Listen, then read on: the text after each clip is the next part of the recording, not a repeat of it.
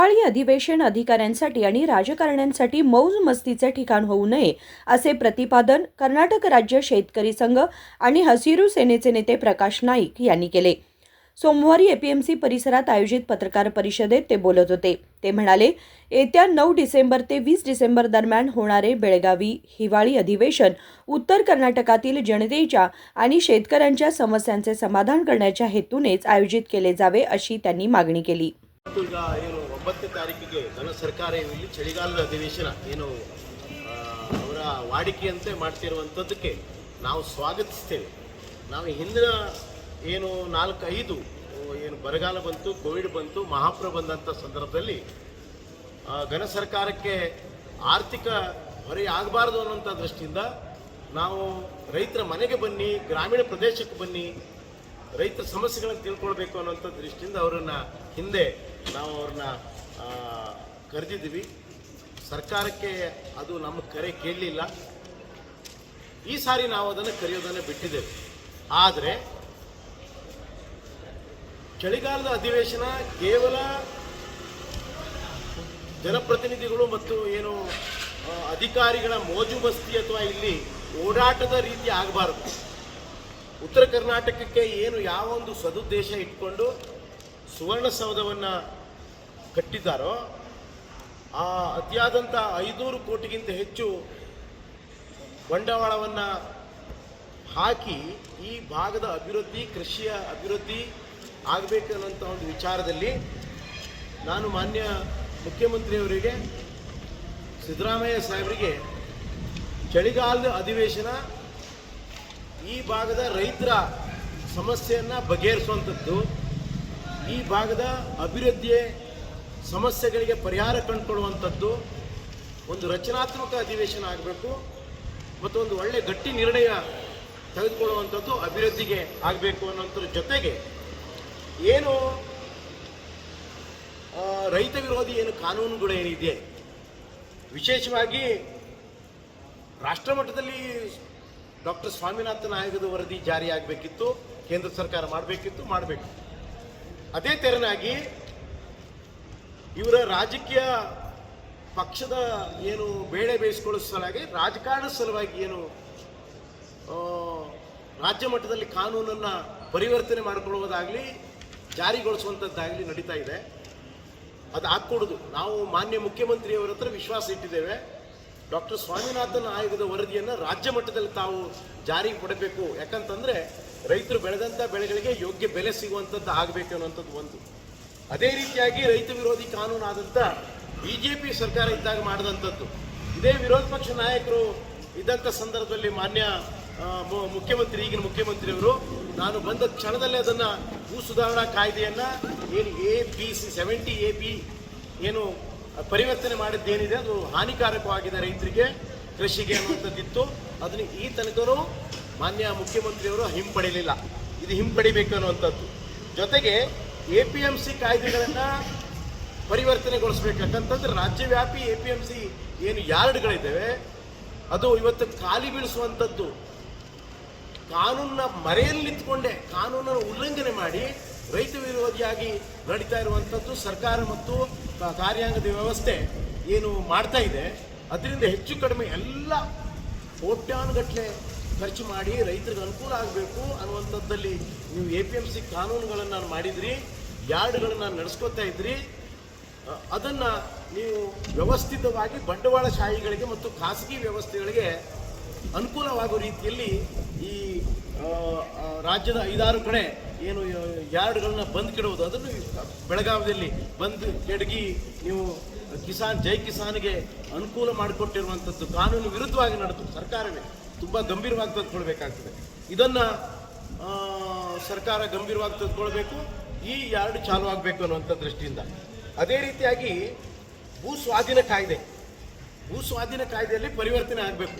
ಭೂ ಸ್ವಾಧೀನ ಕಾಯ್ದೆಯಲ್ಲಿ ರೈತರ ಜಮೀನನ್ನು ಅಭಿವೃದ್ಧಿ ಹೆಸರಿನಲ್ಲಿ ಒಕ್ಕಲೆಬ್ಬಿಸಿ ಮಧ್ಯವರ್ತಿಗಳು ಕೆಲಸ ಮಾಡಿ ರೈತರಿಗೆ ನ್ಯಾಯ ಕೊಡದಿರುವಂಥದ್ದು. ರೈತ ಪ್ರತಿಭಟನೆ ಯಾಕೆ ಆಗ್ತದೆ? ಭೂ ಸ್ವಾಧೀನ ಕಾಯ್ದೆಯಲ್ಲಿ ಅಭಿವೃದ್ಧಿ ವಿಷಯದಲ್ಲಿ ರಿಂಗ್ ರೋಡ್, ಬೈಪಾಸ್ ಇರ್ಬೋದು ಅಥವಾ STP ಪ್ಲಾಂಟ್ ಇರ್ಬೋದು, ಅಥವಾ ಹೌಸಿಂಗ್ ಬೋರ್ಡ್ ಇರ್ಬೋದು, ಅಥವಾ ಮತ್ತಿನ್ನೇ ಬೂಡಾದಿರ್ಬೋದು. ಯಾಕೆ ರೈತ ಪ್ರತಿಭಟನೆ ಮಾಡ್ತಾನೆ? ಫಲವತ್ತತೆ ಭೂಮಿಯನ್ನು ಕಳ್ಕೊಳ್ತಾನೆ, ಬದುಕನ್ನು ಕಳ್ಕೊಳ್ತಾನೆ. ಆ ವಿಷಯದಲ್ಲಿ ಮಾನ್ಯ ಮುಖ್ಯಮಂತ್ರಿಗಳು, ಅವರು ಕಾನೂನು ತಜ್ಞರು, ಮತ್ತು ರೈತಾಪಿ ಮಾಡಿದೇವ ಅನ್ನುವಂಥದ್ದು ವಿಷಯ ಇದೆಯಲ್ಲ, ಆ ದೃಷ್ಟಿಯಿಂದ ಭೂ ಸ್ವಾಧೀನ ಕಾಯ್ದೆಯನ್ನು ಹಿಂಪಡಿಬೇಕು ಅನ್ನುವಂಥದ್ದು. ಅದೇ ರೀತಿಯಾಗಿ ಮತ್ತೊಂದು ಈಗ ಸದ್ಯದಲ್ಲಿ ಚಾಲ್ತಿಯಾಗಿ ಓಡ್ತಾ ಇರುವಂಥದ್ದು, ಸ್ವಾತಂತ್ರ್ಯ ನಂತರ ಸಂಪೂರ್ಣ ನಮ್ಮ ಸಂವಿಧಾನಾತ್ಮಕ ವ್ಯವಸ್ಥೆ ಬದಲಾವಣೆ ಆಗಿದೆ. ಬ್ರಿಟಿಷ್ ವ್ಯವಸ್ಥೆ ಅಲ್ಲ, ಅಥವಾ ಮೊಘಲರ ವ್ಯವಸ್ಥೆ ಅಲ್ಲ. 47 ನಂತರ ಯಾರ್ಯಾರು ದೇಶದ್ರೋಹ ಮಾಡಿ ಅಥವಾ ಸಮಾಜದ್ರೋಹ ಮಾಡಿ ಏನು ಇನಾಮನ್ನು ಪಡೆದಿದ್ರಲ್ಲ, ಅದನ್ನು ಪುಷ್ಟೀಕರಣ ಮಾಡುವಂಥ ವ್ಯವಸ್ಥೆ ಆಗಬಾರ್ದು. ಅದೇ ಉದಾಹರಣೆಗಂದರೆ ವಕ್ಫ್ ಕಾಯ್ದೆಗಳನ್ನು ಹಿಂಪಡಿಬೇಕು ಅಂತ ಹೇಳಿ ನಾನು ಮಾನ್ಯ ಮುಖ್ಯಮಂತ್ರಿಯವರಿಗೆ ಈ ಮೂಲಕ ಆಗ್ರಹಿಸ್ತೇನೆ. ಆನಂತರ ಈ ಏನು ಇದಿದೆಯಲ್ಲ, APMC ಕಾಯ್ದೆ ಏನಿದೆಯಲ್ಲ, ಪರಿವರ್ತನೆ ಯಾವ ರೀತಿ ಆಗಬೇಕು ಅಂತಂದರೆ ಮಧ್ಯವರ್ತಿ, ಯಾಕಂತಂದರೆ ಕಾಂಪೆನ್ಸೇಷನ್ನು ಅಥವಾ ರೈತರನ್ನು ಸಂಪರ್ಕಿಸುವಂಥದ್ದು ಕಾಯ್ದೆಯಲ್ಲಿದೆ. ಚಾಲ್ತಿ ಮಾರುಕಟ್ಟೆ ರೇಟಿನ ದರದಲ್ಲಿ ಅವನನ್ನು ಸರಿಪಡಿಸಬೇಕು ಅಂತ ಇದೆ. ಮತ್ತು ಮಧ್ಯವರ್ತಿಗಳು ಕೆಲಸ ಮಾಡಿ ಅವನಿಗೆ ಸಿಗುವಂಥ ಏನು ಪರಿಹಾರವನ್ನು ಕೈತಪ್ಪಿಸುವಂಥದ್ದಲ್ಲ, ಇದೆಲ್ಲ ರೀತಿಯಲ್ಲಿ ಬದಲಾವಣೆ ಆಗಬೇಕು ಅನ್ನುವಂಥದ್ದು. ಇದೇ ದೃಷ್ಟಿಯಿಂದ ಯಾವ ರೀತಿ ಸರ್ಕಾರ ಮತ್ತು ಕಾರ್ಯಾಂಗ ವ್ಯವಸ್ಥೆ, ಜನಪ್ರತಿನಿಧಿಗಳು ಖಾಸಗಿ ಮತ್ತು ಬಂಡವಾಳಶಾಹಿಗಳಿಗೆ ಮಾರು ಹೋಗ್ತಾರಂದರೆ, ನಾವು ಜನಪ್ರತಿನಿಧಿಗಳು ಮಾಡಿದಂಥ ಕಾನೂನುಗಳನ್ನೇ ಉಲ್ಲಂಘನೆ ಮಾಡುವಂಥದ್ದು. ಉದಾಹರಣೆಗೆ ಇದೇ ಯಾರ್ಡನ್ನು ನಾವು ನೋಡ್ಬೋದು. ಜೈ ಕಿಸಾನ್ಗೆ ಅನುಕೂಲ ಮಾಡಿಕೊಟ್ಟು ಸರ್ಕಾರದ 100 ಕೋಟಿ ಬಂಡವಾಳವನ್ನು ಹಾಕಿದಂಥ APMC ಯಾರ್ಡನ್ನು ಹಾಳುಗೆಡಿಸಿ ಕೆಲವೇ ರಾಜಕಾರಣಿಗಳು ಮತ್ತು ಅಧಿಕಾರಿಗಳು ತಮ್ಮ ಸ್ವಾರ್ಥಕ್ಕಾಗಿತ್ತು ಭ್ರಷ್ಟ ವ್ಯವಸ್ಥೆಗೆ ಮಾರಾಟ ಆಗೋಗಿ ಇವತ್ತು 100 ಕೋಟಿ ರೈತರ ಅಥವಾ ಸಾರ್ವಜನಿಕರ ತೆರಿಗೆಯ ಹಣದ ಫಲವಾಗಿ ರೈತರಿಗೆ ಅನುಕೂಲ ಆಗಬೇಕಾಗಿರುವಂಥ ವ್ಯವಸ್ಥೆಗಳನ್ನು ಹಾಳುಗೆಡಿರುವಂಥದ್ದು ನಮ್ಮ ಮುಂದೆ ಇದು ಉದಾಹರಣೆ ಇದೆ. ದಯಮಾಡಿ ಇದಕ್ಕೆಲ್ಲವೂ ಒಂದು राज्यातील खासगी APMC बंद करण्यासाठी 16 डिसेंबर रोजी लाखोंच्या संख्येने शेतकरी आंदोलन करणार असल्याची घोषणा चुन्नप्पा पुजारी यांनी केली. 4 ವರ್ಷ ಆಯ್ತು. 4 ವರ್ಷ ಈಗ ನಿಮ್ಗೆ ಅದು ಸಂಕೇಶ್ವರದ ಮಾರ್ಕೆಟಿಗೆ ಸ್ಥಳಾಂತರ ಮಾಡ್ಬೇಕಂತ ಅಂದಾಗ ಇದು ನೆನಪು ಬಂದೈತಿ ನಿಮಗೆ? ಹಂಗೇನಿಲ್ಲ, ನಾವೇನು ಯಾರ್ದು ಏನು ಬಿಡೇ ಇಲ್ಲ, ಯಾವುದೇನು ಯಾರ್ದು ಒಂದು ರೂಪಾಯಿ ಆಗಲಿ ನಿರೀಕ್ಷೆಯನ್ನು ಮಾಡ್ತಕ್ಕಂಥವ್ರಲ್ಲ. ನಾವು ಕೂಡ ಅಲ್ಲಿ ಪ್ರೈವೇಟ್ ಬಾಜಿ ಮಾರ್ಕೆಟ್ ಹೋದಾಗ ಕೂಡ ಅಲ್ಲಿ ಏನು ಲಪಡ ನಡೀತೈತಿ, ಸರ್ಕಾರ ಅಂಡರ್ದಾಗ ನಡಿಬೇಕು, ಸರ್ಕಾರಿ ಅಧಿಕಾರಿಗಳು ನೇಮಕ ಆಗಬೇಕು ಅನ್ನುವಂಥದ್ದು ಕೂಡ ವೇದಿಕೆ ಮೇಲೆ ಚರ್ಚೆ ಮಾಡಿದ್ದು. ಈಗ ಕೂಡ ಏನೂ ಬಿಡೇ ಇಲ್ಲ. ಅದೇನು ಪ್ರೈವೇಟ್ ಬಾಜಿ ಮಾರ್ಕೆಟ್ ಯಾವಾಗಲೂ ಬಂದ್ ಆಗೋದು ಸಿದ್ಧನ. ಯಾಕಂದ್ರೆ ಅವರೆಲ್ಲ ಇನ್ಲೀಗಲ್ ಚಟುವಟಿಕೆ ಮಾಡತ್ತಾರೋ. ಈ 87B ಅನ್ನುವಂಥದ್ದು ಏನು ಕಾನೂನು ಐತಿ, ಅದು ವಾಪಸ್ ಆದ್ರೆ ಇಡೀ ರಾಜ್ಯದಾಗಿರ್ತಕ್ಕಂಥ ಎಲ್ಲ ಪ್ರೈವೇಟ್ ಬಾಜಿ ಮಾರ್ಕೆಟ್ಗಳು ಬಂದ್ ಆಗ್ತಾವು. ಅದನ್ನು ಹೋರಾಟ ಇವತ್ತು ನಾವು ಸಂಪೂರ್ಣ ಕೈಗೆ ತಗೊಂಡು, ನಮ್ಮದು ಯಾವುದೂ ಮುಲಾಜಿಲ್ಲ, ಯಾವುದೂ ಬಿಡೆ ಇಲ್ಲ, ಅದಕ್ಕೆ ನಾವು ಹೋರಾಟಕ್ಕೆ ಸಜ್ಜವಾಗಿದ್ದೀವಿ. ಜೈ ಕಿಸಾನ್ ಇರಲಿ, ಇವತ್ತು ಸಂಕೇಶ್ವರ ಇರಲಿ, ನಮ್ಮ ಬೆಳಗಾಂ ಜಿಲ್ಲೆಯಲ್ಲಿ ಇರ್ತಕ್ಕಂಥ ಭಾಳಷ್ಟು ಗೌರ್ಮೆಂಟ್ APMC ಇದ್ದು ಕೂಡ ಪ್ರೈವೇಟ್ ಬಾಜಿ ಮಾರ್ಕೆಟ್ ಮಾಡತ್ತಾರೋ, ಅವನ್ನೆಲ್ಲ ಕೂಡ ಬಂದ್ ಆಗ್ಬೇಕು. ರಾಜ್ಯವ್ಯಾಪಿ ಇರ್ತಕ್ಕಂಥ ಎಲ್ಲ ಕೂಡ ಬಂದ್ ಆಗ್ಬೇಕಂತೇಳಿ ಈಗಾಗಲೇ ಕರ್ನಾಟಕ ರಾಜ್ಯ ರೈತ ಸಂಘ ನಿರ್ಣಯ ಮಾಡೈತಿ. ಅದರ ಪ್ರಕಾರ ನಾವು ಡಿಸೆಂಬರ್ 16 ತಾರೀಕು ಲಕ್ಷಾಂತರ ಜನ ಸೇರತ್ತು, ಆ ಕಾಯ್ದೆ ವಾಪಸ್ ಪಡಿಸ್ತು ಅಂತೇಳಿ ಇವತ್ತು ಸರ್ಕಾರಕ್ಕೆ ಅಲ್ಲ. ಮತ್ತು ನೀವು ಅಲ್ಲಿ ಉದ್ಘಾಟನೆ ಕಾರ್ಯಕ್ರಮಕ್ಕೆ ನೀವು ಹೋಗಿದ್ರಲ್ಲ, ಅವಾಗ ನೀವು ಗೊತ್ತಾಗಿಲ್ಲ ಅದು ಇಲ್ಲಿಗಲ್ ಆಗಿ ಕಟ್ಟಿದ್ದಾರೆ? ಉದ್ಘಾಟನೆ ಕಾರ್ಯಕ್ರಮಕ್ಕೆ ಅವ್ರು ಅತಿಥಿಯಾಗಿ ಹಾಕಿರು. ಅದನ್ನ ನಾವು ಬಿಟ್ಟುಪ್ಪ ಅಂದ್ರೆ ಅವ್ರಿಗೆ ಎಚ್ಚರಿಕೆ ಗಂಟೆ ಕೊಡೋದು ಉಳಿತೈತೆ ಅಂತೇಳಿ ಅವ್ರಿಗೆ ಹೋಗಿ ಕೂಡ ಮಾತಾಡಿದ ವಿಡಿಯೋನು ಐತ್ರಿ ಚುನ್ನಪ್ಪರಲ್ಲಿ ಮಾತಾಡಿದ ವಿಡಿಯೋನು ಐತಿ. ಅವಾಗ ನೀವು ಈಗ ನಿಮ್ಗೆ ಇಲ್ಲಿಗಲ್ ಅಂತ ಅನ್ನೋದು ಅವಾಗ ಯಾಕೆ ಗೊತ್ತಾಗಲಿಲ್ಲ ನಿಮಗೆ? ಉದ್ಘಾಟನೆಗೆ ಹೋಗಿದ್ರಲ್ಲ ನೀವು. ನೋಡ್ರಿ, ಅವರ ಅತಿಥಿಯಾಗಿ ಕರೆದ್ರು, ಅಲ್ಲೂ ಕೂಡ ವೇದಿಕೆ ಮೇಲೆ ತಮ್ಗೆ ವಿಡಿಯೋ ಇದ್ರೆ ಚೆಕ್ ಮಾಡಬಹುದು. ನಾನು ಅಲ್ಲಿ ನೇರವಾಗಿ ಭಾಷಣ ಮಾಡಿದ್ದು. ಇಲ್ಲಿಯೂ ಕೂಡ ಏನಾದ್ರು ರೈತರ ಮೇಲೆ ಅನ್ಯಾಯ ನಡೀತಪ್ಪ ಅಂತಂದ್ರೆ ಇದ್ರ ಮೇಲೆ ನಮ್ಮ ಸಂಪೂರ್ಣ ನಿಗಾ ಇರೋದು ಅನ್ನುವಂಥ ಮುಂಚೆನೆ ಪ್ರತಿಭಟನೆ ಮಾಡಬಹುದಿತ್ತಲ್ಲ. ನಾವು ಆ ಪ್ರತಿಭಟನೆಗೆ ಅವಾಗ ಕೂಡ ಸಜ್ಜಿದ್ದೀವಿ. ಸಜ್ಜಿದ ಸಂದರ್ಭದಾಗ ನಮ್ಮ ಮೋದಿಗೆ ಅವ್ರ ನೇತೃತ್ವ ವಹಿಸಿ ಆ ಸಂದರ್ಭದಾಗ ಮೋದಿಗೆ ಅವರಿಗೆ ಕೂಡ ನಾವು ಅದನ್ನ ಬೆಂಬಲ ಕೊಟ್ಟಿದ್ದೀವಿ.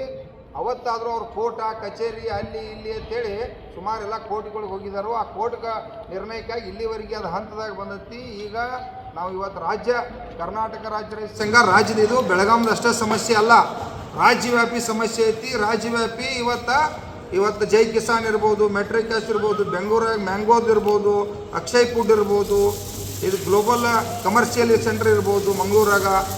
ಈ ರಾಜ್ಯದಾಗ 5-6 ಕಡೆ ಪ್ರೈವೇಟ್ ಬಾಜಿ ಮಾರ್ಕೆಟ್ ಆಗ್ಯಾವು. ಹಿಂಗಾಗಿ ಗೌರ್ಮೆಂಟ್ APMC ಹಾಳಾಗತ್ತವು. ಯಾವ ಕಾರಣಕ್ಕೂ ಯಾರ್ದು ಮುಲಾಜಿಲ್ಲ. ಇವತ್ತು ರಾಜ್ಯದಲ್ಲಿ ಅದೇನು ಕಾಯ್ದೆ ಐತಿ 87B ವಾಪಸ್ ಪಡಲೇಬೇಕು. ಅದು ಕರ್ನಾಟಕ ರಾಜ್ಯ ರೈತ ಸಂಘ ಈಗ ರೆಡಿ ಆಗೈತಿ. ಇವತ್ತು ಹಿಂದಿಂದ ಇವತ್ತು ಯಾರಿಗೂ ಕೂಡ ನಮ್ಗೆ ಯಾವ ಬಿಡೋದಾಗೂ ಇಲ್ಲ, ಯಾವೊಂದೊಂದು ರೂಪಾಯಿ ಕೂಡ ಬಿಡೋದಾಗಿಲ್ಲ, ಯಾವೊಂದು ಭಯದಾಗಿಲ್ಲ. ಅತಿಥಿ ಅಂತ ಕರೆದಿರು ಆ ಸಂದರ್ಭದಾಗ ಹೋಗಿದ್ದು ಅಲ್ಲಿ ಕೂಡ ಖಡಕ್ಕಾಗಿ ಹೇಳಿದ್ದು. ಈಗ ಅಲ್ಲಿ ಅನ್ಯಾಯ ನಡೆಯತೈತಿ, ಅದು ಬಂದ್ ಆಗ್ಬೇಕು ಅನ್ನುವಂಥ ಅದಕ್ಕಿಂತ ಮೊದಲೇ ಇವ್ರು ಮಾರ್ಕೆಟ್ ಅವ್ರು ಹೇಳಿದ್ರು ರೈತರಿಗೆ ಅನ್ಯಾಯ ಆಕೈತಿ ಬರ್ರಿ ಅಂತ. ಯಾರು ಸಪೋರ್ಟ್ ಮಾಡಿಲ್ಲ ನೀವು. ಅವ್ರಿಗೆ ನಾವು ಸಪೋರ್ಟ್ ಮಾಡಿಲ್ಲ ಅಂತ ಮಾಡಿಲ್ಲ. ನಿರಂತರವಾಗಿ ನಿಮ್ಮ ಸಂಘಟನೆ ಸಪೋರ್ಟ್ ಮಾಡಿಲ್ಲ ಅವ್ರಿಗೆ. ನಾವು ನಿರಂತರ ಪ್ರಕಾಶ್ ನೀವು ನಿರಂತರವಾಗಿ ನೀವು ಅಲ್ಲಿದ್ರಿ ನೋಡಿ ಸರ ನೋಡ್ರಿ, ಹಿಂದಿನ ನಾವೇನು ಅನ್ಯಾಯ ಮಾಡಿಲ್ಲ, ಯಾವ ಕಾರ್ಖಾನೆದಾಗೂ ಬಿಡೆ ಇದಾಗಿಲ್ಲ. ಇವತ್ತು ರಾಜ್ಯದಲ್ಲಿ ಇರ್ತಕ್ಕಂಥ ಯಾವ ಅಧಿಕಾರಿಗಳಿಗೂ ಬಿಡೆ ಇಲ್ಲ, ಯಾವ ರಾಜಕಾರಣಿಗೂ ಇಲ್ಲ, ಯಾವ ಕಾರ್ಖಾನೆಗೂ ಬಿಡೆ ಇಲ್ಲ.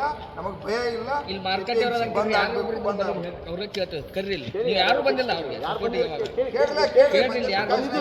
ಕೇಳ್ರಿ. ಅವ್ರ ಅಧ್ಯಕ್ಷರಿದ್ದಾರೆ, ಕರೀರಿ, ಕೇಳಿ. ನೀವು ನಾನು 5 ದಿನ ಬಂದಿದ್ದೇನೆ. 5 ದಿನ ಬಂದು ನೋಡ್ರಿ ರಾಜಕಾರಣದ ಮುಂದೆ 3 ದಿನಕ್ಕಿಂತ ಹೆಚ್ಚು ನಡೆದೈತಿ ಹೊರಾಟ. ಹೌದು, 5 ದಿನ ಬಂದೇವೆ. 5 ದಿನ ಬಂದೇನ್ರಿ. ಮತ್ತೆ ಅಲ್ಲಿ ಹೋಗಿ ಅಲ್ಲಿ ಇದನ್ನ ಮಾಡ್ಕೊಳೋದು ನಿರಂತರ 5 ದಿನ ಬಂದಿದ್ದೇವೆ. ನಮ್ಮ ನೋಡ್ರಿ ರೈತ ಸಂಘಟನೆಗಳಲ್ಲೂ ಏನಿದೆ, ರಾಜಕಾರಣಿಗಳಿಗಿಂತ ರಾಜಕಾರಣ ಮಾಡೋರು ಜಾಸ್ತಿ ಇದೆ ಅಲ್ಲ. ಆಯ್ತಾ, ಅದರಿಂದ ರೈತರಿಗೆ ತೊಂದರೆ ಆಗಿದೆ. ಅದು ನಾವು ಒಪ್ತೇನೆ. ಈ ರೈತರು ರೈತರು ಈ ರೀತಿ ರಾಜಕಾರಣ ಮಾಡಲ್ಲ. ರೈತ ರಾಜಕಾರಣಿ ನೀವು ರಾಜಕಾರಣ ಮಾಡಿದ್ರೆ ಪಾಪ ಇವತ್ತೇನಾದ್ರೂ ಆ ಪ್ರೈವೇಟ್ ಬಾಜಿ ಮಾರ್ಕೆಟ್ ಬಿಡೆ ಇರ್ತಾರೆ, ಇಲ್ಲಿ ಬಂದು ನಾವು ಪ್ರಶ್ನೆ ಮಾಡೋ ಅವಶ್ಯಕತೆ ಇದ್ರಿಕ್ಕಿಲ್ಲ. ಇದನ್ನ ಹೋರಾಟನ ಇವತ್ತು ನಾವು ಕೈ ಎತ್ಕೊಂಡು ಸುಮಾರು 3-4 ತಿಂಗಳಿಂದ ನಿರಂತರವಾಗಿ ಪ್ರಯತ್ನ ಮಾಡ್ತಾ ಇದ್ದೀವಿ. ಇದಿಷ್ಟೇ ಅಲ್ಲ, ರಾಜ್ಯದಲ್ಲಿ ಇರ್ತಕ್ಕಂಥ ಜಿಲ್ಲೆಯಲ್ಲಿ ಇರ್ತಕ್ಕಂಥ ಎಲ್ಲ ಪ್ರೈವೇಟ್ ಬಾಜಿ ಮಾರ್ಕೆಟ್ ಬದಲು ಹೋರಾಟ ಮಾಡ್ತಾ ಇದ್ದೀವಿ, ಹೋರಾಟ ಮಾಡ್ತೀವಿ. ಯಾವ ಭ್ರಮಗೂ ಹೆದರುದಿಲ್ಲ, ನಾವು ಯಾರು ತುಳುಕು ಮಾಡತ್ತಿಲ್ಲ. ನಮ್ಮ ಆಸ್ತಿಯನ್ನು ನಾವು ಉಳಿಸ್ಕೋತು. ಇವತ್ತು ಪ್ರೈವೇಟ್ ಇರಲಿ ಮತ್ತೊಬ್ಬ ಇರಲಿ ಅನ್ಯಾಯ ಮಾಡ್ರೆ ಯಾವನೂ ಬಿಡಂಗಿಲ್ಲ. ಇವತ್ತು ನಾವು ರೆಡಿ ಆಗಿದ್ವಿ ಯುದ್ಧ ಆಡಕ್ಕೆ. ಡಿಸೆಂಬರ್ 16 ತಾರೀಕು ನಾವು ಲಕ್ಷಾಂತರ ಜನ ಸೇರತ್ತು.